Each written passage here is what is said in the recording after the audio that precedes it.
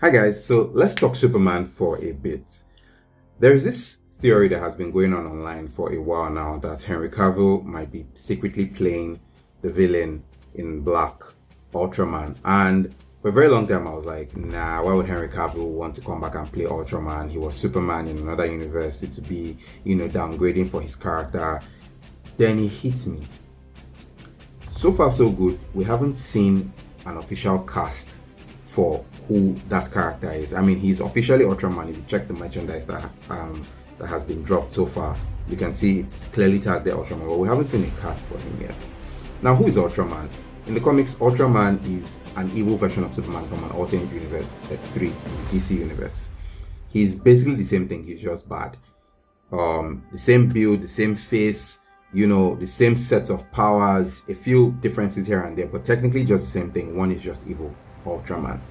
Now, that being said, if you look at the person playing, or rather the character, or whoever it is that is inside that suit, the Ultraman suit, the person is just slightly, and like an inch shorter than David Corenswell's Superman, meaning there is a 90% chance that a different actor is playing that character, meaning David Corenswell is not playing himself, and even if he was, they are getting a shorter stunt double to play him, which will not make any sense if they were trying to say that it's the exact character, just a different version.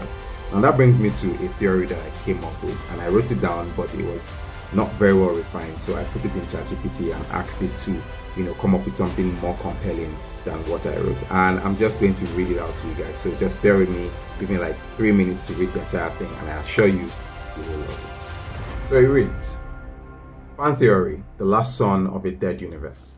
In this newly rebooted DC universe, the DCU, fans are introduced to a menacing figure lurking in the shadows, an ultra-powered enforcer in black and silver, known only as Ultraman.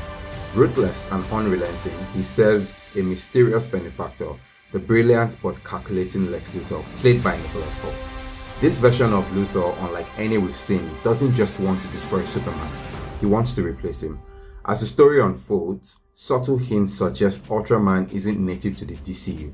Flashbacks, brief, glitchy, and emotionally charged, show him once fighting alongside familiar but now lost heroes, silhouettes fans recognize but never clearly see. Luthor is seen giving Ultraman a new suit, emblazoned not with the familiar S symbol but with a bold U, telling him, "You're not him anymore, that world is gone. You're Ultraman now."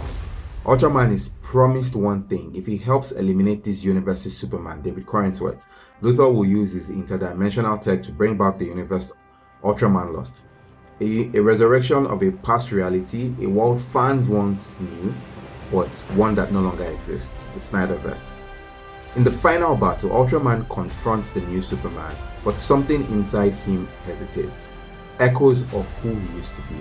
That hesitation proves costly. He fails. Corenswell Superman survives, and the future of the DCU moves forward. Then comes the post-credit scene, and this is my favorite part.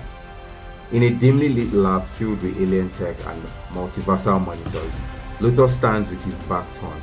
Ultraman limps in defeat. Luthor doesn't even look at him. "You had one job," Luthor says coldly, "and now, because of your failure, you'll never see your world again." Ultraman stumbles forward. Grief consuming him, he falls to his knees, fist pounding the steel floor. With a guttural scream of rage and despair, he tears off his mask. It's Henry Cavill, his eyes full of loss, a Superman who once stood for hope, now broken, the last survivor of the DCEU. And he's not Superman anymore, he's Ultraman.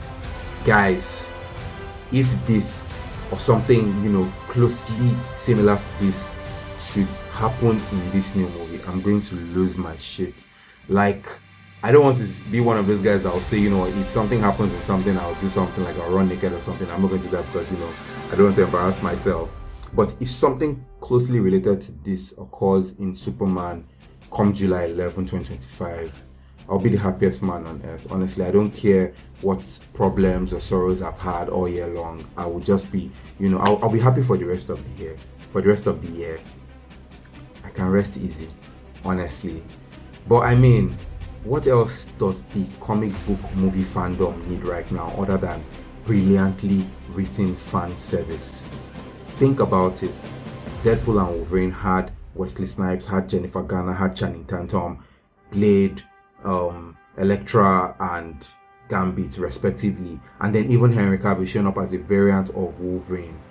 I mean, even just let's go back to Endgame, Avengers Endgame, when Captain America lifted Thor's hammer. Like, all of those things are the kind of things that we need to see in movies, not wokeness, not some kind of agenda pushing some movement. We don't need none of that. We just want good stories, just want good movies, and I believe they can actually do it. I think James Gunn can do it because, I mean, looking at his last movies, his track record, the movies he has done in the past, the DC movies, the DC series, Peacemaker, Guardians of the Galaxy, and even the Suicide Squad. Those movies were actually pretty good. So I see no reason why this movie should be a flop.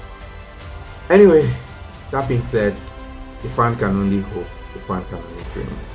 Let me know what you guys think, and if you like this video, please don't forget to like, subscribe, and share, and I'll see you guys in the next one.